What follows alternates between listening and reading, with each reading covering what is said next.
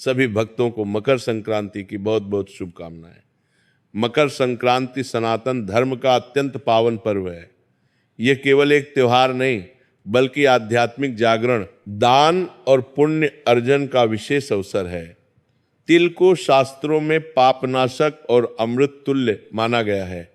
तिल दान करने से पितृदोष शांत होता है, दरिद्रता और दुर्भाग्य दूर होते हैं। शास्त्रों में वर्णन है कि जो व्यक्ति मकर संक्रांति की कथा श्रद्धा से सुनता है उसे अनजाने में किए गए दोषों से मुक्ति मिलती है और धर्मराज तथा सूर्यदेव की कृपा प्राप्त होती है। जीवन में किए गए पापों का प्रायश्चित होता है। कथा को अंत तक अवश्य सुने। ये कथा है एक ऐसे गांव की जो गंगा की निर्मल धारा के किनारे बसा था, जहाँ की हवा में मंदिरों की घंटियों का स्वर और धूप दीप की सुगंध घुल मिल जाती थी। गांव का नाम था कनकधारा और यहाँ के लोग अपने सरल जीवन, अटूट विश्वास और सनातन धर्म की गहरी जड़ों से पहचाने जाते थे। कनकधारा गांव की सुबहें हमेशा एक खास तरह की होती थीं। सूर्योदय से पहले ही मंदिरों से घंटियों की ध्वनि गूंजती जो गंगा की लहरों के साथ मिलकर एक दिव्य संगीत रचती। गांव के लोग, ज्यादातर किसान और छोटे मोटे व्यापारी, अपनी दिनचर्या को धर्म से जोड़कर जीते थे। हर घर में तुलसी का पौधा होता और शाम को आरती की थाली में अगरबत्ती की खुशबू फैलती। गांव की गलियां संकरी थीं, लेकिन उनमें प्रेम और सद्भाव की चौड़ाई थी। बच्चे नदी किनारे खेलते, बुजुर्ग कथाएं सुनाते और महिलाएं घर घर जाकर एक दूसरे की मदद करती। गांव के बीच में एक प्राचीन शिव मंदिर था, जहां हर शाम भजन गूंजते और लोग अपनी समस्याओं का समाधान ढूंढते। कनकधारा की मिट्टी में जैसे धर्म की सुगंध बसी थी और हर मौसम में यहाँ की हवा में एक पवित्रता महसूस होती। सर्दियों में जब कोहरा छाया रहता तो गांव की झोपड़ियां धुंध में लिपटी दिखती, लेकिन लोगों के दिलों में विश्वास की रोशनी जलती रहती। गर्मियों में गंगा की ठंडी लहरें राहत देती और बरसात में लोग एक दूसरे के घरों में इकट्ठा होकर कथाएं सुनाते। ये गांव न केवल प्रकृति से जुड़ा था बल्कि आध्यात्मिक ऊर्जा से भरा था, जहां हर व्यक्ति ईश्वर को अपने जीवन का हिस्सा मानता। इसी कनकधारा में रहती थी एक माँ यशोदा। यशोदा का जीवन तो जैसे एक अधूरी कविता सा था। विधाता ने उसके भाग्य में दुख और त्याग ही लिखा था। क्या बताऊं, 12 वर्ष पहले जब वो ब्याह कर इस गांव में आई थी तो उसकी आंखों में सुनहरे सपने थे। वह सपने जो एक नई दुल्हन की तरह चमकते थे। एक खुशहाल परिवार, हंसते खेलते बच्चे और पति के साथ सुखी जीवन। उसका मायका पास के एक छोटे से गांव में था, जहां वो अपने पिता की लाडली थी।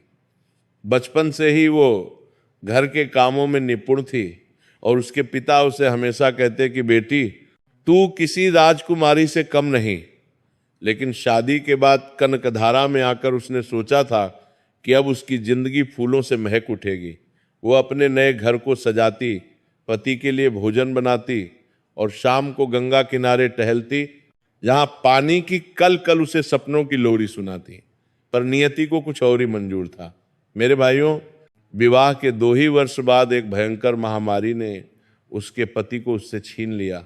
वह महामारी पूरे इलाके में फैली थी, जहां लोग एक एक कर गिरते जा रहे थे।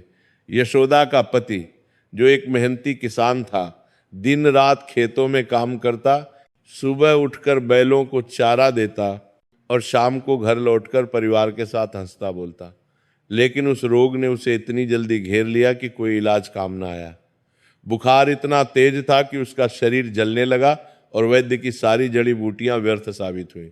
हाय रे मेरी किस्मत, वो अक्सर बुदबुद आती थी। मेरा सिंदूर धुल गया, मेरा संसार उजड़ गया। रातें अब उसके लिए अंतहीन हो गईं। जहां वह अकेली झोपड़ी में बैठकर रोती रहती, पड़ोसी उसे सांत्वना देते, कभी खाना ला कर देते, कभी उसके साथ बैठकर बातें करते, लेकिन दुख इतना गहरा था कि कोई शब्द उसे छू नहीं पाते। उसकी झोपड़ी में अब सन्नाटा पसरा रहता। जहां पहले हंसी की गूंज होती थी, वह रातों में जागकर पुरानी यादों में खो जाती, पति की स्मृति में रोती और सुबह उठकर किसी तरह जीवन चलाती। मगर एक नन्ही सी कोमपल थी जो उसके आंसुओं को पोंछने का प्रयास करती। एक शिशु जो उसकी सूनी गोद में आशा का सूरज बनकर आया, उसका इकलौता बेटा गोपाल।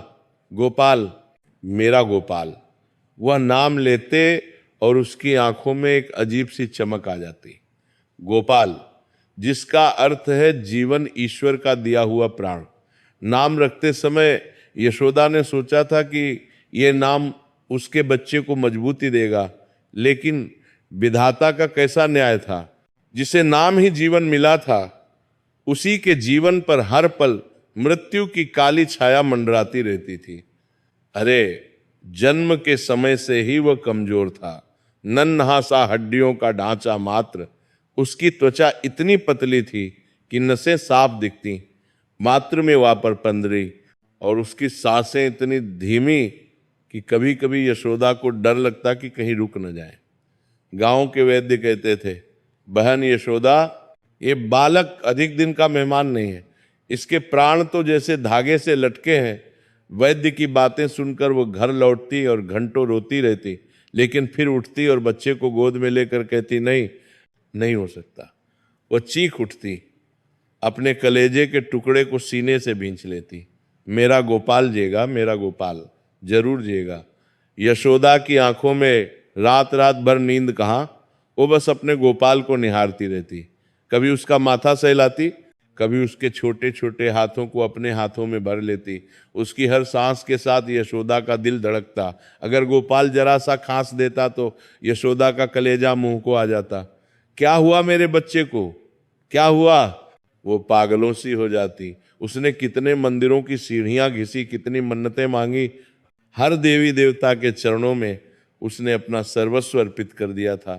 गांव के मंदिरों के अलावा वह दूर दूर के तीर्थों पर जाती, जहां वह घंटों प्रार्थना करती। कभी वह अपने गहने बेचकर दान करती, कभी उपवास रखती। उसका जीवन बस एक ही प्रार्थना बन गया था, हे ईश्वर, मेरे बेटे को बचा ले, मेरे प्राण ले ले, पर मेरे गोपाल को जीवन दे दे। वह रातों में जागकर मंत्र जपती, दिन में काम करते हुए भी मन में प्रार्थना चलती रहती। उसकी आंखें हमेशा नम रहती, लेकिन संकल्प कभी नहीं डगमगाया। कनकधारा गांव में एक बहुत पुरानी पूजनीय साध्वी थी, जिन्हें ज्ञानमती माँ कहते थे। ज्ञानमती माँ गांव की सबसे बुजुर्ग महिला थी, जिनकी उम्र 100 वर्ष से अधिक थी। वो एक छोटी सी कुटिया में रहती, जहाँ दीवारें पुरानी किताबों और धार्मिक चित्रों से सजी होती। कुटिया के बाहर एक छोटा सा बगीचा था, जहाँ तुलसी और अन्य पवित्र पौधे लगे थे। लोग उन्हें अपनी समस्याएं लेकर जाते और वह हमेशा शास्त्रों से उद्धरण देकर मार्गदर्शन करती। उनकी आवाज इतनी मधुर और शांत होती कि सुनने वाले का मन ठहर जाता। एक दिन यशोदा अपने सूखे आंचल में अपने दुबले पतले गोपाल को लपेटे ज्ञानमती माँ के पास पहुंची। उसकी आंखें लाल सूजी हुई थी, शरीर थका हुआ, पर मन में एक अग्नि जल रही थी, अपने बच्चे को बचाने की अग्नि। ज्ञानमयी माँ, यशोदा की आवाज कांप रही थी, मेरे प्राण सूख रहे हैं। वैद्य ने जवाब दे दिया है, मेरा गोपाल, मेरा गोपाल। बस वह फूट फूट कर रो पड़ी। ज्ञानमयी माँ ने करुणा से उसे देखा। उनके चेहरे पर एक अलौकिक शांति थी। उन्होंने गोपाल के माथे पर हाथ फेरा और फिर यशोदा की आंखों में झांका। बेटी, रो मत, तेरा विश्वास, तेरा प्रेम, ये सब व्यर्थ नहीं जाएगा। उन्होंने एक गहरी सांस ली। सुन, मैं तुझे एक मार्ग बताती हूं, एक कठोर मार्ग, पर अगर तूने उसे श्रद्धा से निभाया तो स्वयं मृत्यु भी तेरे पुत्र का बाल भी बांका नहीं कर पाएगी। यशोदा की आंखों में एक चमक कौंधी। कोई भी मार्ग कितना भी कठोर, मैं सब करूंगी मां, बस मेरा गोपाल।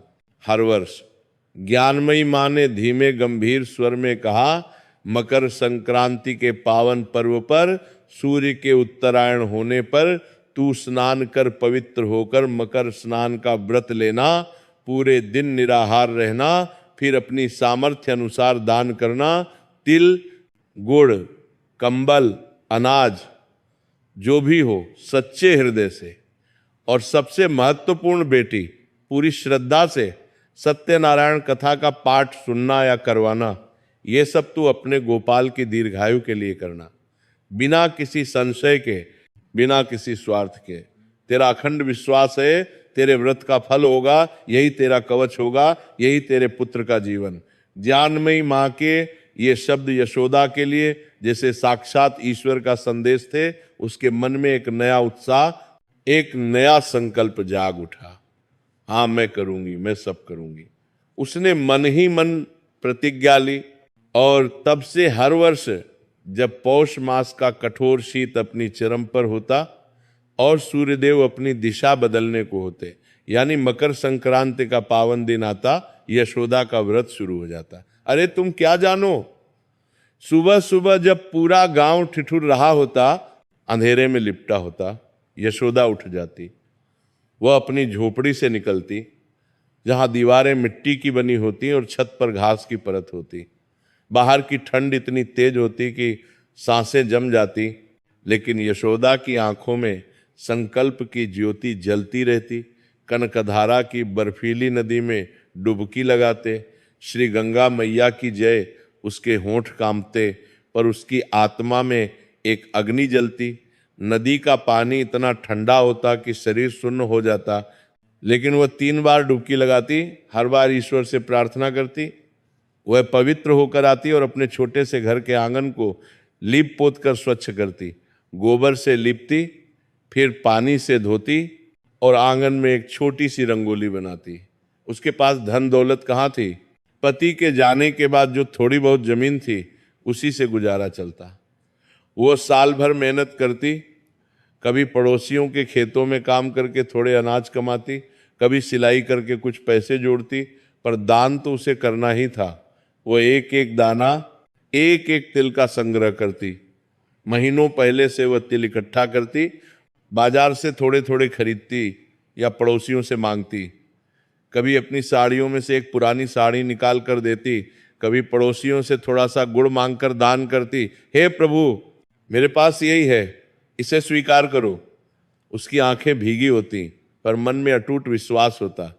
वही गरीबों को बुलाती, ब्राह्मणों को दान देती और हर दान के साथ प्रार्थना करती कि ये मेरे गोपाल की रक्षा करे। दान देते समय वह हर व्यक्ति के चेहरे पर नजर डालती और सोचती कि यह दान उनके जीवन में सुख लाए और उसके बदले ईश्वर उसके गोपाल को स्वस्थ रखे। फिर बारी आती कथा की, सत्यनारायण भगवान की जय। वो गांव के पंडित जी को बुलाती, या अगर वो न आ पाते तो स्वयं अपने टूटे फूटे शब्दों में पर पूरे भाव से कथा का पाठ करती या सुनती। पंडित जी एक बुजुर्ग व्यक्ति थे, जिनकी दाढ़ी सफेद होती और आंखों में शास्त्रों का ज्ञान चमकता। वह कथा सुनाते समय हर अध्याय को विस्तार से समझाते और यशोदा हर शब्द को पीती जाती।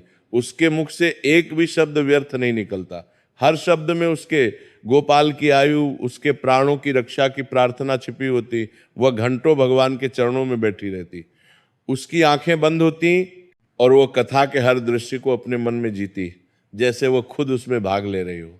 और चमत्कार देखो, जैसे जैसे साल बीतते गए, गोपाल जो कभी इतना कमजोर था कि लगता था एक हवा का झोंका उसे उड़ा ले जाएगा, धीरे धीरे मजबूत होने लगा। पहले वो मुश्किल से चल पाता था, लेकिन अब वह छोटे छोटे कदमों से दौड़ने लगा। उसकी आंखें जो पहले हमेशा बुझी बुझी सी रहती थी, उनमें अब एक नई चमक थी।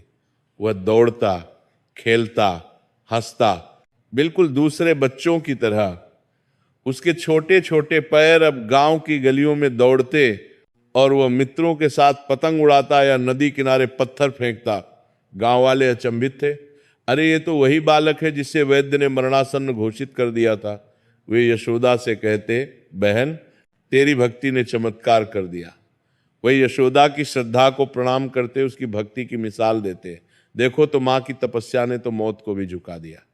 गांव में अब यशोदा को भक्तिमयी माँ कहा जाने लगा और लोग उसके पास अपनी समस्याएं लेकर आते, उससे प्रेरणा लेते। वे कहते, यशोदा बहन, तेरी कथा सुनकर हमारा मन मजबूत होता है। तुम्हारी तरह हम भी ईश्वर पर विश्वास रखेंगे। 10 वर्ष बीत गए, 10 मकर संक्रांति, 10 वर्षों तक यशोदा ने एक भी व्रत नहीं छोड़ा, एक भी दान छोटा नहीं समझा, एक भी कथा का क्षण उसकी श्रद्धा से विमुख नहीं हुआ। हर साल वो और अधिक निष्ठा से व्रत रखती। जैसे जैसे गोपाल बड़ा होता उसका संकल्प मजबूत होता। गोपाल अब 11 वर्ष का था। एक हंसता खेलता चंचल बालक, उसकी आवाज से घर गूंज उठता था। वो माँ से कहता, अम्मा मैं बड़ा होकर तुम्हारी सेवा करूंगा, तुम्हें कभी दुख नहीं दूंगा। यशोदा का जीवन अब सुख से भर गया था, पर उसके मन में वो डर कभी पूरी तरह से गया नहीं था। रातों में कभी कभी वो सपने में गोपाल को खोते देखती और जाग जाती, कहीं फिर से वो कांप उठती। इसलिए उसका विश्वास और गहरा होता गया। वो हर दिन गोपाल को देखकर ईश्वर को धन्यवाद देती और सोचती कि ये सब उसकी तपस्या का फल है। फिर आई वो 11वीं मकर संक्रांति। उस साल सर्दी और अधिक कड़ाके की थी। हवाएं इतनी तेज कि पेड़ झुक जाते और गंगा की लहरें ऊंची उठती। गोपाल 11 वर्ष का हो चुका था और वह अपने मित्रों के साथ गंगा किनारे खेल रहा था। उसके मित्र छोटे छोटे लड़के थे जो पतंग उड़ाते या पत्थर पानी में फेंकते। वे हंसते खेलते, एक दूसरे को चुनौती देते और गोपाल सबसे आगे रहता।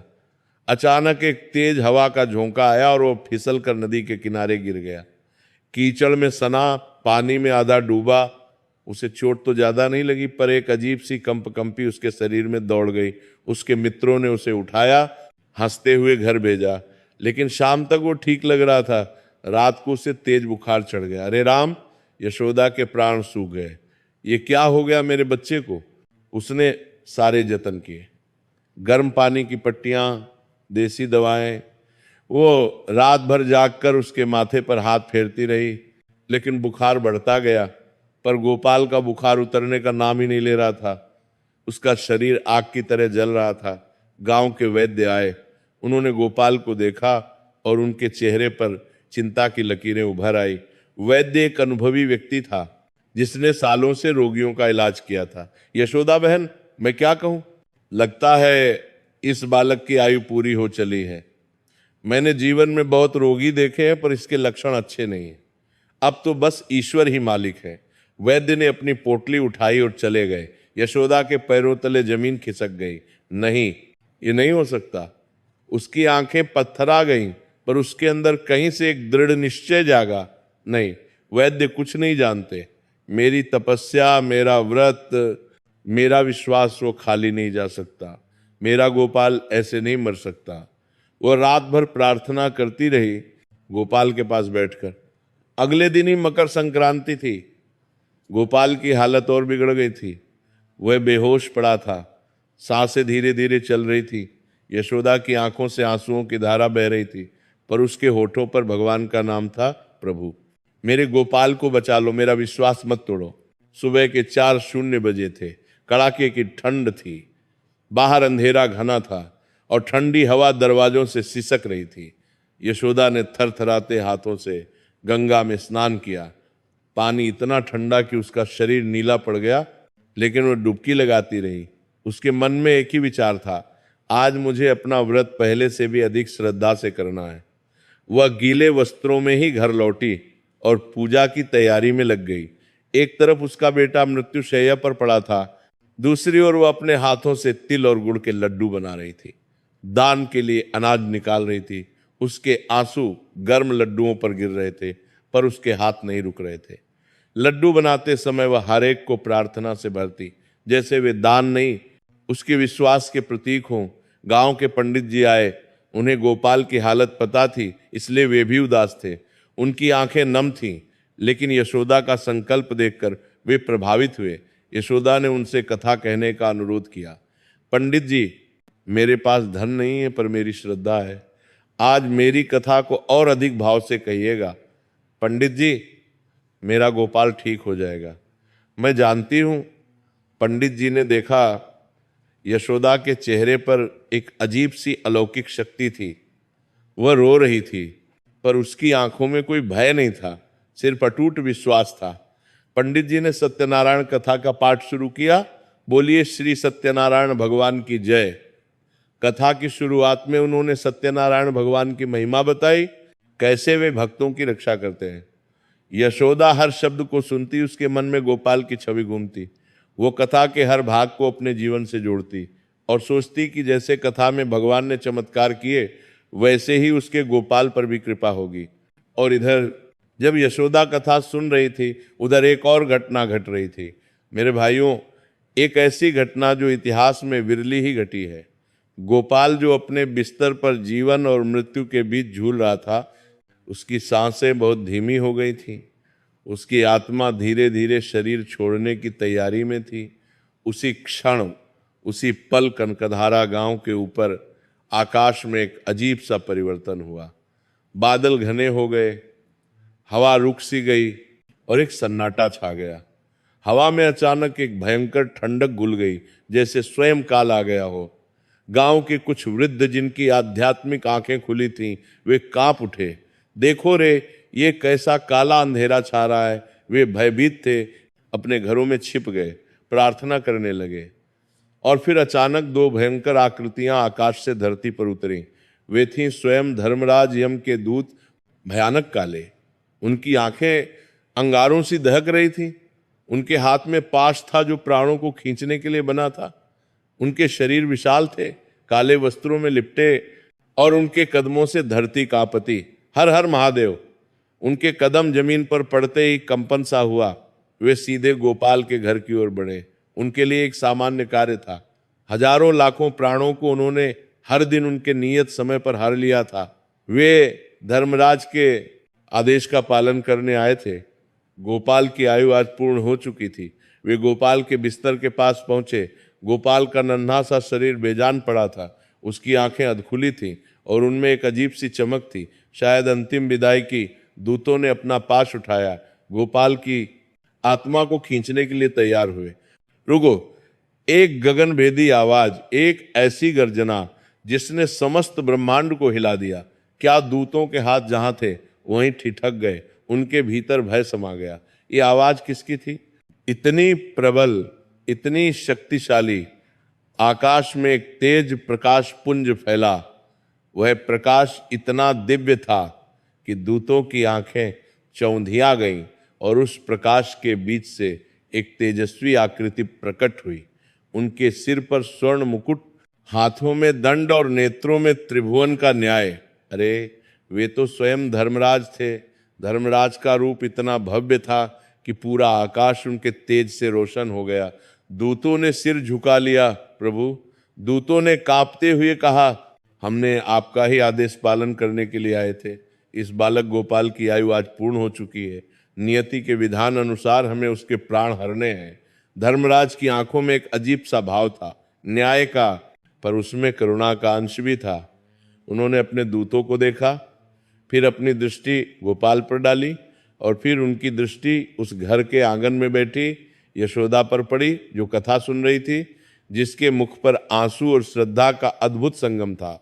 दूतों, धर्मराज की आवाज में एक गंभीरता थी जो उनके न्याय सिंहासन से भी ज्यादा प्रभावशाली थी। तुम सत्य कहते हो कि नियति ने इसके लिए यही लिखा था। तुम सत्य कहते हो कि इसकी आयु आज पूर्ण हो चुकी है, और तुम सत्य कहते हो कि तुम केवल धर्म का पालन कर रहे हो। दूतों ने सिर उठाया आशा में कि अब उन्हें आदेश मिलेगा, किंतु धर्मराज की आवाज अब और बुलंद हुई, जैसे आकाश में बादल गरज रहे हो। किंतु आज तुम नियति को बदलोगे। आज तुम मेरे आदेश का पालन नहीं करोगे। आज इस बालक के प्राण नहीं हारे जाएंगे। दूत अचंभित रह गए। प्रभु, ये आप क्या कह रहे हैं? नियति का विधान भला कैसे बदल सकता है? आपके ही आदेश से चला है सारा संसार। आपने ही तो कर्म और फल का सिद्धांत स्थापित किया है। धर्मराज मुस्कुराए, एक ऐसी मुस्कान जो ज्ञान और करुणा से भरी थी। दूतों, तुम सिर्फ नियमों को जानते हो, तुम सिर्फ विधान को जानते हो, पर तुम उस शक्ति को नहीं जानते जो इन नियमों को भी अपने अटूट विश्वास से झुका देती है। तुम उस प्रेम को नहीं जानते जो मेरे जैसे नियामक को भी विवश कर देता है। उन्होंने अपनी उंगली यशोदा की ओर उठाई, जो अपने आंचल से आंसू पोंछते हुए पंडित जी के हर शब्द को अपने हृदय में उतार रही थी। देखो उसे, उस माँ को देखो, उसके तप को देखो, उसके निःस्वार्थ प्रेम को देखो। हर वर्ष, हर मकर संक्रांति पर उसने निराहार रहकर, अपनी एक एक पाई दान करके, हर कष्ट सहकर अपने इस पुत्र की लंबी आयु के लिए प्रार्थना की है। उसके एक एक शब्द में उसके एक एक आंसू में, उसके एक एक दान में मेरे लिए, उस परमपिता परमात्मा के लिए इतना अटूट विश्वास, इतनी अखंड श्रद्धा भरी है कि आज उस श्रद्धा ने मृत्यु को भी रोक दिया है। धर्मराज की आंखों में एक अद्भुत तेज था। माँ की श्रद्धा, माँ का प्रेम, माँ का त्याग, ये केवल भावनाएं नहीं है दोस्तों, ये ब्रह्मांड की सबसे बड़ी शक्ति है। ये वह शक्ति है जिसके सामने स्वयं काल भी नतमस्तक हो जाता है। ये वह शक्ति है जो मेरे न्याय के तराजू को भी झुका देती है। और फिर उन्होंने वो अमर वाक्य कहे जो युगों युगों तक एक सत्य बन गए। माँ की श्रद्धा ने आज मृत्यु को भी रोक दिया है। दूतों ने यह सुना और उनके भीतर का सारा अहंकार, सारा नियम निष्ठा भाव पिघल गया। वे समझ गए, वे नतमस्तक हो गए उस माँ की अद्भुत श्रद्धा के सामने, जैसी आपकी आज्ञा प्रभु। उन्होंने कहा और एक पल में वे अदृश्य हो गए। धर्मराज भी एक मुस्कान छोड़ते हुए उसी दिव्य प्रकाश में विलीन हो गए। जैसे ही वे गए, आकाश साफ हो गया, हवा सामान्य हो गई और गांव में एक शांति छा गई। इधर पंडित जी ने कथा समाप्त की। सत्यनारायण भगवान की जय। यशोदा ने अपनी आंखें खोली। उसके मन में एक अजीब सी शांति और हल्कापन था, जैसे कोई भारी बोझ उतर गया हो। वो धीरे से उठी और अपने गोपाल के पास आई। उसने देखा, अरे ये क्या! गोपाल की आंखें धीरे धीरे खुल रही थीं। उसका शरीर जो कुछ देर पहले आग की तरह तप रहा था, अब ठंडा पड़ रहा था। उसका चेहरा पीला और निस्तेज हो गया था। उस पर एक हल्की सी लाली छा रही थी। माँ! गोपाल ने धीमी आवाज में पुकारा। गोपाल! यशोदा के मुख से एक चीख निकली, पर वह चीख भय की नहीं, असीम आनंद की थी। उसके आंसू थम नहीं रहे थे। वह अपने बेटे के सिर को अपने हाथों में भरकर रोने लगी, पर अब उसके आंसू गम नहीं थे, वे शीतलता और कृतज्ञता के आंसू थे। मेरा बच्चा, मेरा गोपाल! वो उसे सीने से लगाती रही, उसके माथे को चूमती रही। गांव के लोग भी इकट्ठा हो गए थे। उन्होंने देखा गोपाल को उठाते हुए, उसकी आंखों में जीवन की चमक लौटते हुए। वे सब हतप्रभ थे। वैद्य जो उसे मरा हुआ मानकर चला गया था, जब वापस आया तो उसने गोपाल को हंसते खेलते देखा। चमत्कार! ये तो साक्षात चमत्कार है। मैंने जीवन में कभी ऐसा नहीं देखा। ये तो माँ की श्रद्धा का प्रताप है। वैद्य ने अपनी आंखों पर विश्वास नहीं किया। वो बार बार गोपाल की नब्ज टटोलता रहा। गांव वाले अब यशोदा को देवी की तरह पूजने लगे और तब से गोपाल कभी बीमार नहीं पड़ा। वो स्वस्थ, बलवान और दीर्घायु हुआ। वो बड़ा होकर एक धर्मात्मा पुरुष बना, जिसने अपनी माँ के त्याग और ईश्वर की कृपा को कभी नहीं भुलाया। गोपाल ने पढ़ाई की, गांव में एक छोटा सा स्कूल खोला और लोगों को धर्म का महत्व सिखाया। उसने जीवन भर अपनी माँ की सेवा की और उसे कभी अकेला नहीं छोड़ा। गांव में यशोदा की कथा अमर हो गई। हर मकर संक्रांति पर कनकधारा गांव में यशोदा की कथा सुनाई जाती और हर कोई उसे माँ के अटूट विश्वास को प्रणाम करता, जिसने अपनी श्रद्धा से स्वयं मृत्यु को भी झुकने पर विवश कर दिया था। गांव के बच्चे अब इस कथा को सुनकर प्रेरित होते और हर साल उत्सव और अधिक भव्य होता। सच ही कहा है, इस संसार में माँ की श्रद्धा से बड़ा कोई बल नहीं, उसके प्रेम से बड़ी कोई तपस्या नहीं और उसके निस्वार्थ कर्म से बड़ा कोई पुण्य नहीं। ये कथा आज भी हम सबको यही सिखाती है मेरे भाइयों, कि श्रद्धा हो तो ऐसी हो, माँ का हृदय हो तो ऐसा हो और विश्वास हो तो ऐसा हो जो स्वयं काल को भी पराजित कर दे। अब इस कथा को और गहराई से समझें। कनकधारा गांव की सेटिंग में हम देख सकते हैं कि सनातन धर्म की जड़ें कितनी मजबूत थीं। हर त्योहार पर गांव वाले मिलकर उत्सव मनाते, पतंग उड़ाते, तिल गुड़ के लड्डू बांटते, बच्चे आकाश में रंग बिरंगी पतंगों को उड़ाते और हवा में उनकी डोर की सरसराहट गूंजती।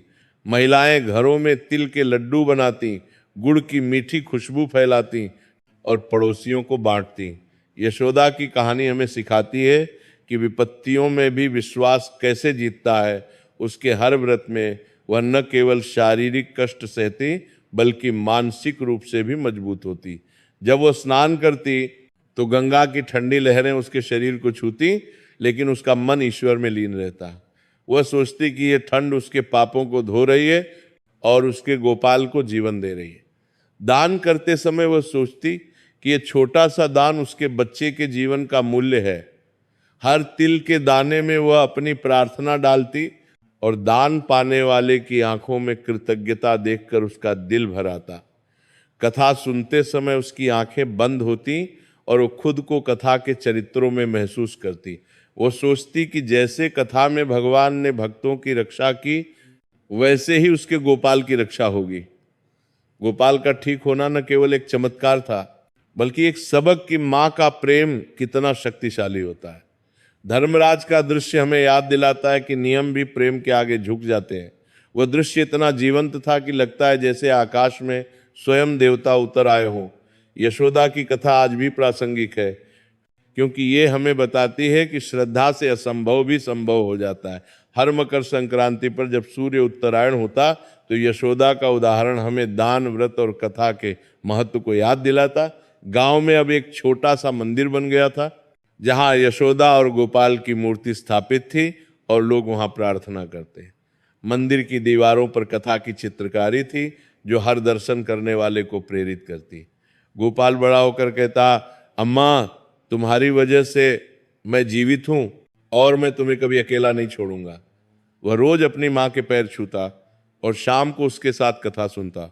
यशोदा की आखिरी सांस तक गोपाल ने उसकी सेवा की और कथा को पीढ़ी दर पीढ़ी फैलाया। वो गांव के बच्चों को कथा सुनाता और कहता कि माँ की श्रद्धा से बड़ा कुछ नहीं।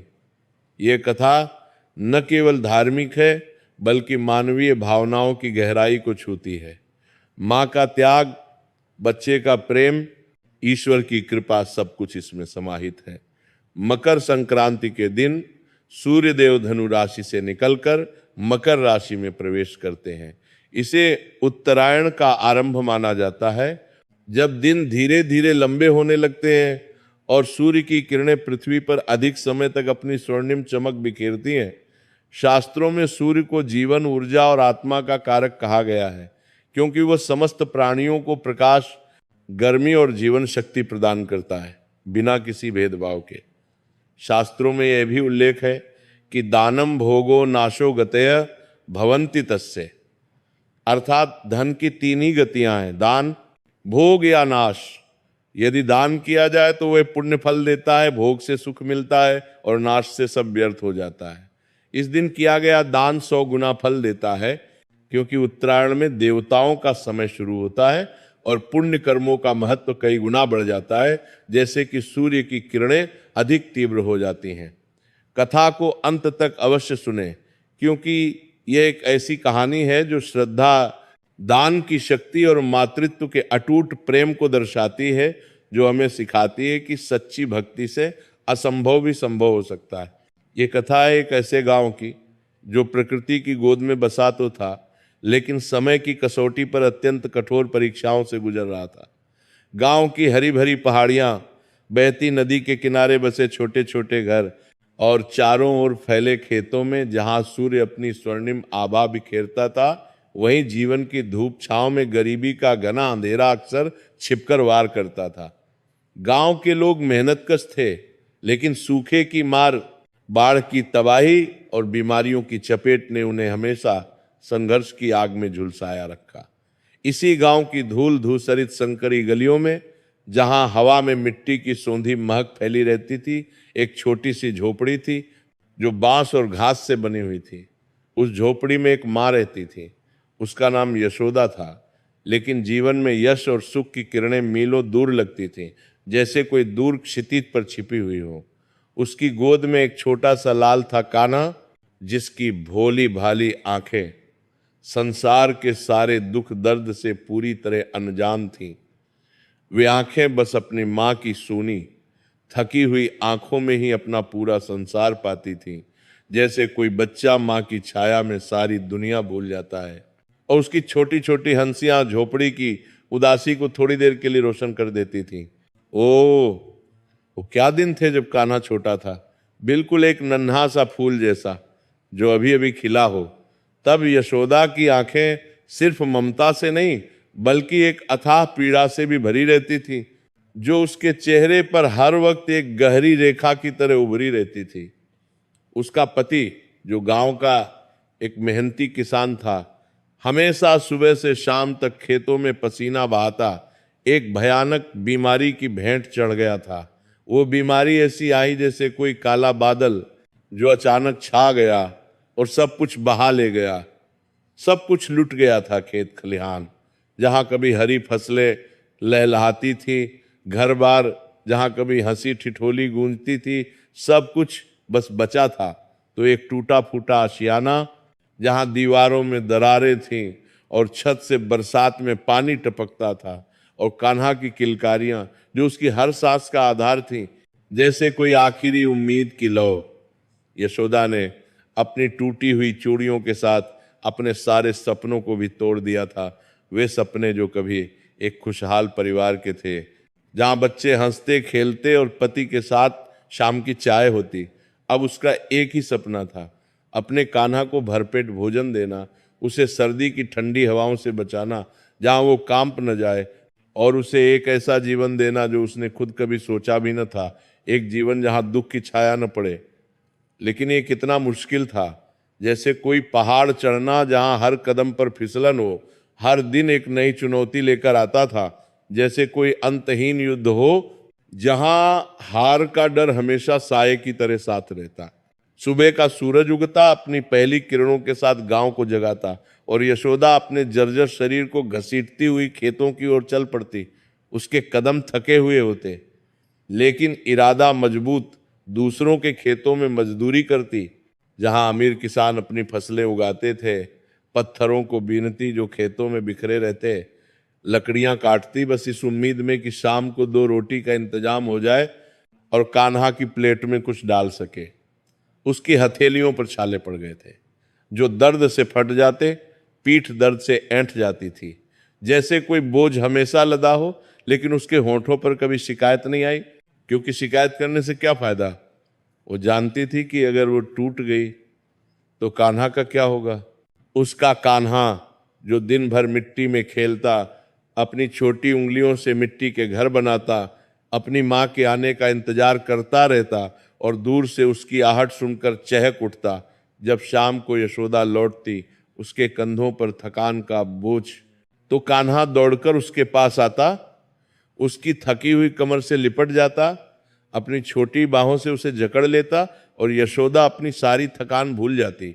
उसकी आंखों से आंसू बहने लगते, खुशी के, दर्द के और एक अनकहे संघर्ष के जो उसके दिल को रोज चीरता था। मेरा कान्हा मेरा लाल, वो उसे अपनी छाती से लगा लेती, और उस पल में उसे लगता मानो उसने दुनिया का सारा सुख पा लिया हो, भले ही बाहर दुनिया कितनी भी क्रूर हो। लेकिन रातें और भी कठिन होती, जैसे कोई लंबी काली सुरंग जहां रोशनी की कोई किरण न हो। सर्दी का मौसम आ गया था, हड्डियों को कंपा देने वाली ठंडी हवाएं झोपड़ी के हर छेद से अंदर घुस आती, जैसे कोई दुश्मन हो जो चुपके से हमला करता। रातें इतनी लंबी और सर्द होती कि यशोदा सारी रात कान्हा को अपनी छाती से चिपकाए रखती, अपनी सांसों से उसे गर्माहट देती, अपनी फटी पुरानी साड़ी से उसे ढकने की कोशिश करती, जो खुद ठंड से कांप रही होती। कभी कभी कान्हा ठंड से कांप जाता और उसकी छोटी सी नाक बहने लगती, उसके होंठ नीले पड़ जाते। यशोदा उसे अपनी सांसों की गर्मी देती, अपने हाथों से उसकी नाक पोंछती, उसके माथे पर चुंबन देती और मन ही मन भगवान से प्रार्थना करती, हे भगवान मेरे कान्हा को बचाना, मुझे चाहे जो भी कष्ट दो, मुझे भूखा रखो, ठंड सहन कराओ, पर मेरे लाल को बचाना। उसकी आंखों से आंसुओं की धारा बहने लगती जो गालों पर बहकर ठंडी हो जाती। गरीबी और बेबसी जैसे कोई दैत्य बनकर उसे हर पल निगलने की कोशिश कर रही हो, उसकी हर खुशी छीनने पर तुली हो, लेकिन उसकी आस्था, उसका विश्वास कभी कम नहीं हुआ। वह जानती थी कि उसके प्रभु, उसके ईश्वर कहीं न कहीं उसकी सुन रहे होंगे, भले ही दिखाई न दे, भले ही जवाब न आए, लेकिन विश्वास की लौ जलती रहती थी। अब मकर संक्रांति का पर्व आने वाला था, वह पर्व जो खुशियों का प्रतीक था, दान पुण्य का समय। गांव में हलचल बढ़ गई थी, जैसे कोई उत्सव की लहर दौड़ गई हो। बच्चे उत्साह से उछल कूद रहे थे, अपनी पतंगे तैयार कर रहे, महिलाएं तिल गुड़ के लड्डू बनाने की तैयारी में जुटी थीं, आंगन में चूल्हे जल रहे थे। हर घर में खुशबू फैल रही थी, गुड़ की मीठी और तिल की सौंधी खुशबू जो हवा में घुलकर पूरे गांव को महका रही थी। और लोग एक दूसरे से मिलकर शुभकामनाएं दे रहे थे। घर घर में लोग नए वस्त्र सिलवा रहे थे, पूजा की थालियां सजा रहे थे, फूलों की मालाएं लटका रहे थे। लेकिन यशोदा की झोपड़ी में वही उदासी पसरी थी, जैसे कोई काला बादल छाया हो।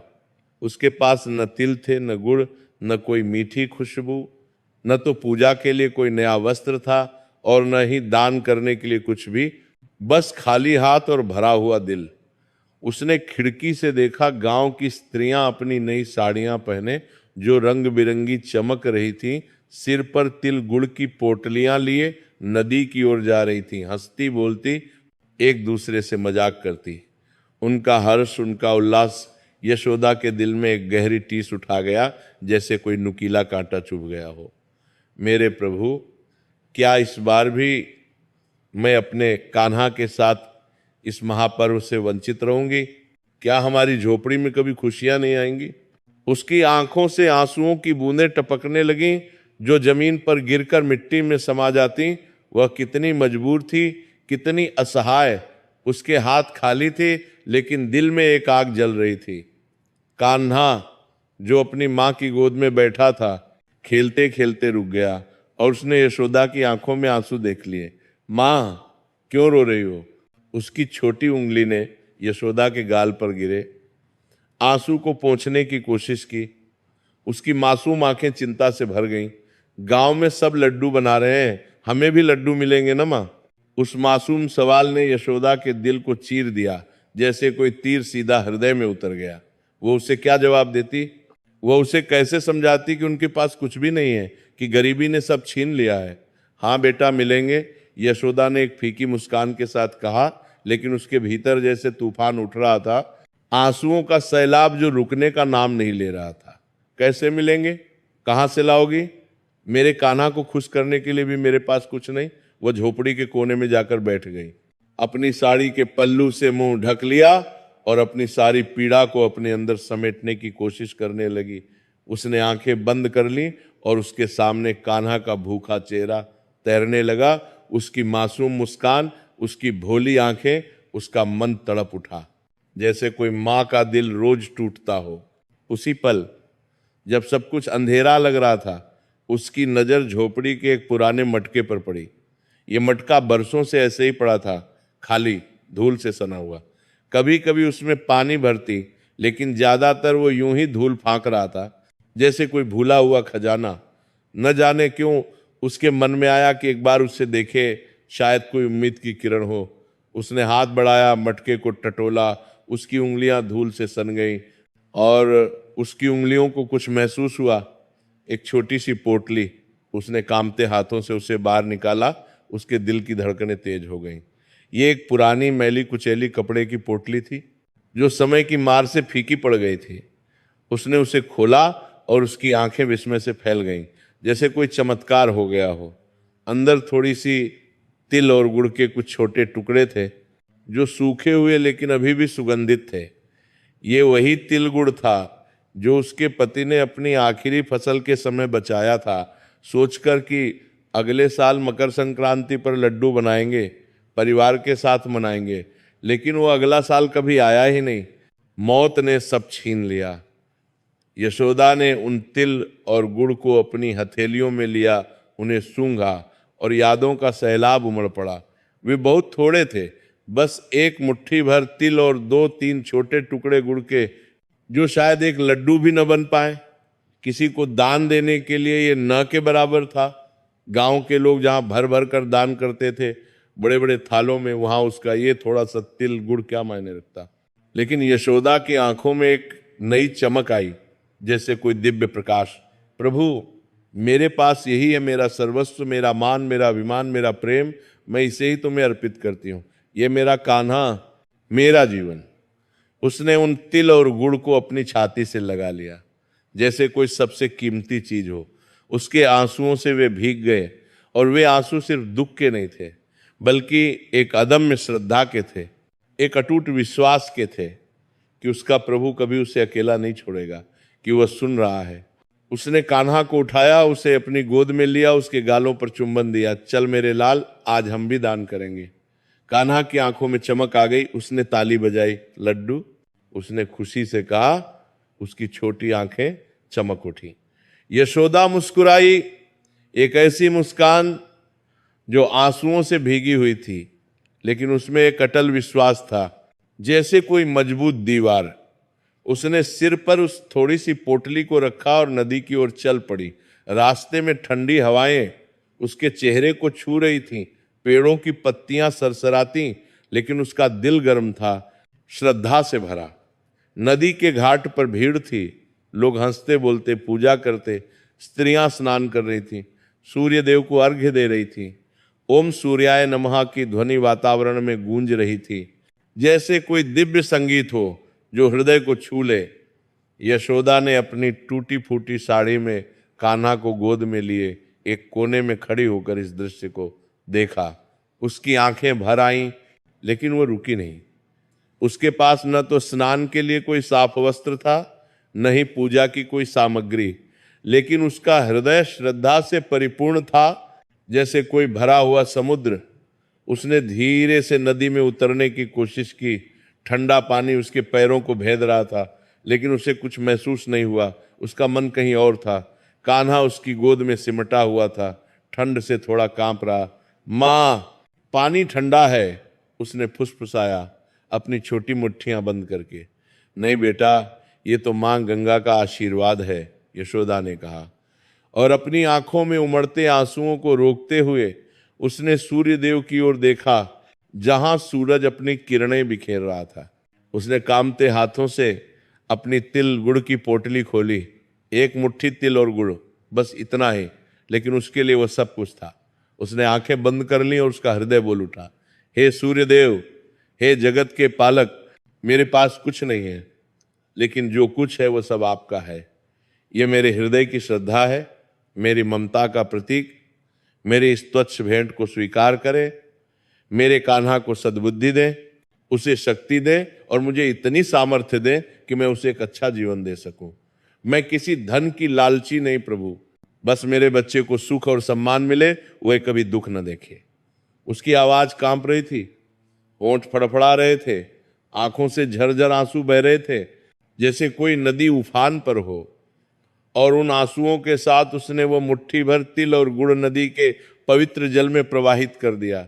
धूप के देव, ये तेरा ही है, इसे अपनाना।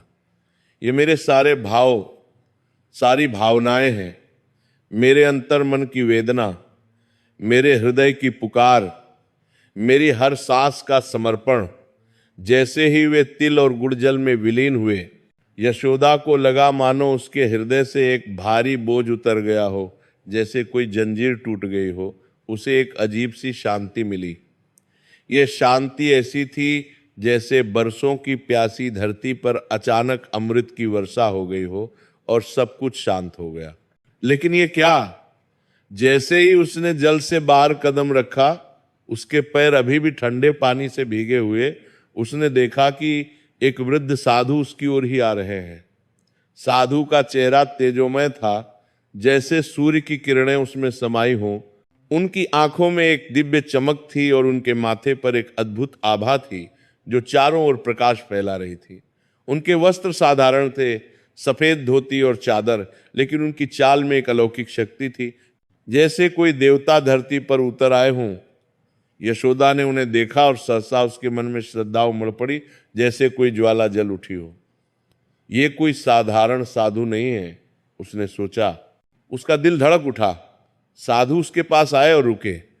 उनकी दृष्टि यशोदा के थके हुए चेहरे और कान्हा की ओर गई, जो अब भी उसकी गोद में सिमटा हुआ था, थोड़ा डरा हुआ। बेटी, साधु की आवाज में जैसे अमृत घुला हुआ था, शांत और मधुर, क्या तूने अभी अभी सूर्य देव को अर्घ्य दिया? यशोदा ने सिर झुका लिया, अपनी साड़ी का पल्लू ठीक किया। जी महाराज, मेरे पास कुछ भी नहीं था, बस थोड़े से तिल और गुड़ थे। मेरी सामर्थ्य नहीं थी, लेकिन श्रद्धा थी, मैंने वही अर्पित किए। उसकी आवाज में एक अजीब सी विनम्रता थी, जैसे कोई भिखारी राजा के सामने हो। और तूने क्या मांगा बेटी? साधु ने पूछा। उनकी आंखों में एक रहस्यमयी मुस्कान थी जो रहस्य खोलने वाली लग रही थी। यशोदा की आंखें भर आईं। उसने कान्हा को और कसकर पकड़ा। क्या मांगती महाराज? मेरे पास मांगने को भी कुछ नहीं था, बस इतना कि मेरे कान्हा को सुख मिले, उसे सम्मान मिले और मुझे इतनी शक्ति मिले कि मैं उसे पाल सकूं। मेरे लिए तो मैंने कुछ भी नहीं मांगा, बस उसके लिए। साधु ने एक गहरी सांस ली और उनकी आंखों में करुणा और प्रसन्नता दोनों एक साथ उमड़ पड़े, जैसे कोई सागर उफान पर हो। बेटी, तेरी श्रद्धा, तेरी पवित्रता, तेरे निर्मल हृदय ने सूर्य देव को प्रसन्न कर दिया है। यशोदा ने विस्मित होकर ऊपर देखा, उसका मुंह खुला रह गया। क्या क्या कह रहे हैं आप महाराज? साधु ने प्रेम से कान्हा के सिर पर हाथ फेरा, जैसे आशीर्वाद दे रहे हो, और फिर यशोदा की ओर मुड़कर बोले, हाँ बेटी, मैं स्वयं सूर्य देव हूं। मैं तुम्हारी इस अदम्य श्रद्धा से अत्यंत प्रसन्न हूं। तुमने अपनी निर्धनता में भी जो दान दिया, वो किसी राजा महाराजा के स्वर्ण दान से भी बढ़कर है, क्योंकि वो हृदय से था। तुमने अपने लिए कुछ नहीं मांगा, बस अपने पुत्र के लिए सुख और सम्मान मांगा, और यही तो एक माँ का सच्चा प्रेम है। ये स्वार्थ रहित प्रेम ही मुझे सबसे अधिक प्रिय है, क्योंकि ये शुद्ध है। यशोदा के पैरों तले जमीन खिसक गई। वह कांप उठी जैसे कोई भूकंप आ गया हो। सूर्यदेव स्वयं उनके सामने एक साधु के वेश में खड़े थे। उसकी आंखें बंद हो गईं और उसके हृदय से एक चीख निकली, हे प्रभु, हे मेरे स्वामी, आपने मेरी पुकार सुन ली। वह जमीन पर गिरकर साधु के चरणों में लिपट गई। उसके आंसू उनके पैरों को भिगो रहे थे। उसके आंसू रुकने का नाम नहीं ले रहे थे। ये दुख के आंसू नहीं थे, ये तो कृतज्ञता के, विश्वास के, प्रेम के आंसू थे जो वर्षों की पीड़ा को धो रहे थे। साधु ने उसे उठाया, उठो बेटी, अब रो मत। आज से तुम्हारे जीवन में कोई दुख नहीं रहेगा। मैं तुम्हें वरदान देता हूं कि तुम्हारे घर में सुख, समृद्धि और सम्मान का वास होगा। तुम्हारा कान्हा बड़ा होकर एक यशस्वी, ज्ञानी और धर्मात्मा पुरुष बनेगा। ये केवल तुम्हारा नहीं, इस गांव का, इस समाज का नाम रोशन करेगा।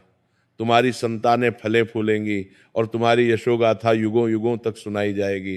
तुम्हारी श्रद्धा ने आज तुम्हारे भाग्य को बदल दिया है। जाओ बेटी, अब तुम्हारा जीवन, तुम्हारे कान्हा का जीवन सूर्य की तरह चमकेगा, कभी न डूबेगा। साधु ने आशीर्वाद दिया और फिर धीरे धीरे उनकी अलौकिक काया अदृश्य होने लगी, जैसे कोई बादल में घुल जाए।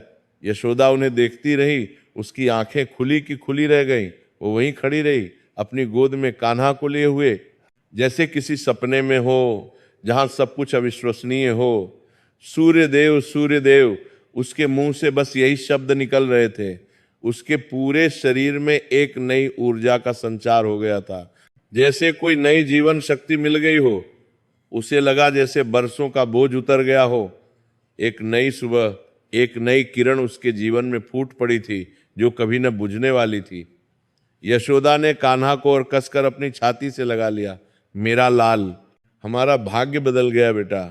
भगवान ने सुन ली हमारी हर प्रार्थना। वो एक खुशी से पागलों की तरह हंसने लगी और उसकी आंखों से बहते आंसू अब सिर्फ आनंद के थे, जैसे कोई नदी बह रही हो। अगले कुछ दिन यशोदा को लगा जैसे वो किसी सपने में जी रही हो, जहां हर चीज बदल गई हो। उसे बार बार साधु के शब्द याद आते, तुम्हारे घर में सुख, समृद्धि और सम्मान का वास होगा। लेकिन कैसे? वह तो आज भी उतनी ही निर्धन थी, झोपड़ी वही थी, पर उसके मन में एक अजब सी शांति थी, एक अटूट विश्वास जो उसे आगे बढ़ने की ताकत दे रहा था। एक दिन जब वह दूसरों के खेतों में काम कर रही थी, पसीना बहाते हुए, तो उसे एक पुरानी कुदाल मिली। जंग लगी, लेकिन मजबूत। गांव के जमींदार का वह खेत बरसों से परती पड़ा था। कोई उसमें काम नहीं करता था, क्योंकि वो बंजर लगता था। यशोदा को लगा, क्यों न मैं इसे ही साफ करूं, शायद कुछ बीज बो सकूं, शायद कुछ हो जाए। उसने अपनी पूरी शक्ति लगाकर उस जमीन को खोदना शुरू किया। उसकी हथेलियां में छाले पड़ गए, पसीना बह रहा था, पीठ दर्द कर रही थी, लेकिन उसके मन में एक नई उम्मीद जाग रही थी, जैसे कोई बीज अंकुरित हो रहा हो। और ये क्या, जब वो एक बड़े पत्थर को हटाने की कोशिश कर रही थी, जो सालों से वहां जमा था, तो उसकी कुदाल किसी कठोर चीज से टकराई। उसने और जोर लगाया, मिट्टी हटाई, पसीने से भीगते हुए, और उसकी आंखें फटी की फटी रह गईं। वहाँ एक पुराना जंग लगा लोहे का संदूक था जो मिट्टी में दबा हुआ था। उसने अपने हाथों से मिट्टी हटाई, संदूक को खोला और उसमें पुराने सिक्के और कुछ स्वर्ण मुद्राएं चमक रही थीं, जैसे कोई खजाना मिल गया हो। वे बरसों से मिट्टी में दबे पड़े थे, किसी को उनकी खबर नहीं थी। यशोदा ने अपनी आंखें मली, ये सपना तो नहीं। उसने उन सिक्कों को उठाया और सूर्य देव का नाम जपने लगी, धन्यवाद देते हुए। ये वही संदूक था जिसे गांव के एक पुराने साहूकार ने अपनी मौत से पहले किसी को बताए बिना यहीं गाड़ दिया था और समय ने उसे छिपा रखा था। अब तो यशोदा का जीवन सचमुच बदल गया था, जैसे कोई चमत्कार हो गया हो। उन सिक्कों और स्वर्ण मुद्राओं से उसने सबसे पहले अपने कान्हा के लिए भरपेट भोजन खरीदा, दूध, फल, रोटी, सब कुछ। उसके लिए गर्म कपड़े लिए जो ठंड से बचाए। फिर उसने अपनी झोपड़ी की मरम्मत करवाई, दीवारों को मजबूत किया, छत को ठीक किया, उसे एक छोटे से घर में बदल दिया जहां अब खुशियां बस सकती थीं। उसने जमींदार से वो प्रति जमीन खरीदी और उसमें खेती शुरू की, बीज बोए, पानी दिया।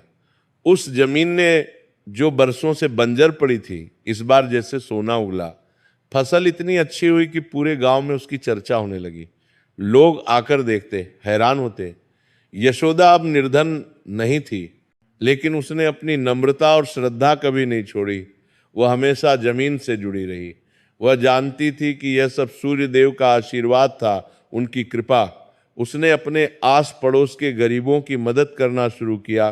किसी को अनाज, किसी को कपड़े, किसी को दवा, किसी की बेटी की शादी में सहायता। जो स्त्रियां पहले उसे हीन दृष्टि से देखती थी, ताने मारती थी, वे अब उससे सम्मान पूर्वक बात करती थी, उसकी सलाह लेती थी, उसके घर आती।